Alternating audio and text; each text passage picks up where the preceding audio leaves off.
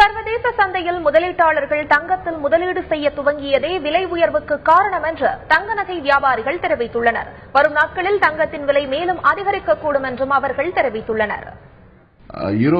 ஐரோப்பிய கூட்டணியிலிருந்து பிரிட்டன் விலகுவது என்பது தீர்மானிக்கப்பட்டுள்ளது. அதன் காரணமாக அந்த நாட்டில் மக்களிடம் உள்ள பெரும்பாலான யூரோ கரன்சியை தங்கமாகவோ அல்லது அமெரிக்க டாலராக மாற்ற தொடங்கியிருப்பதன் தாக்கம்தான் உலக சந்தையில் எதிரொலித்து தங்கம் விலை உயர்ந்துள்ளது.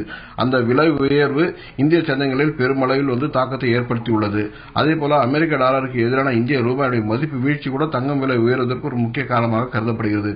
ஏனென்றால் ஐரோப்பிய கூட்டணியில் உள்ள நாடு பிரிட்டன் விலகும் பட்சத்தில் அந்த நாட்டு மக்களிடம் உள்ள தங்களுடைய பெரும்பாலான யூரோ கரன்சியை தங்கமாகவோ அல்லது டாலர் அமெரிக்க டாலராகவோ மாற்ற தொடங்கி இருப்பதன் காரணம் உலக சந்தையில் ஒரு பெருமளவில் ஒரு தாக்கத்தை ஏற்படுத்தியுள்ளது.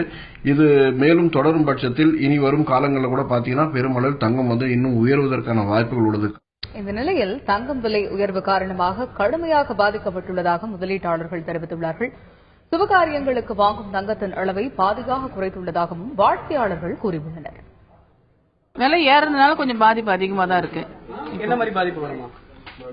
நிறைய வாங்க வேண்டிய இடத்துல கொஞ்சம் பாதி ஆயிடுது, வாங்க வேண்டியது அவ்வளவுதான்.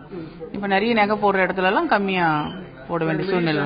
ஆமா, கஷ்டமா தான் இருக்கு. பிகாஸ் ஜுவல்லரின்றது எல்லாருக்குமே பிடிக்கும். Okay, it's not like ladies or gents. There are people, even ஜென்ஸ்ல கூட செயின் போடுறது, பிரேஸ்லெட் போடுறது, நிறைய 10 சவரங்களா பிரேஸ்லெட் போடுறாங்க. So it depends on each person. But அது கம்மியானா இன்னும் நிறைய வாங்கறதுக்கு பீப்புள் கம் ஃபார்வர்ட்.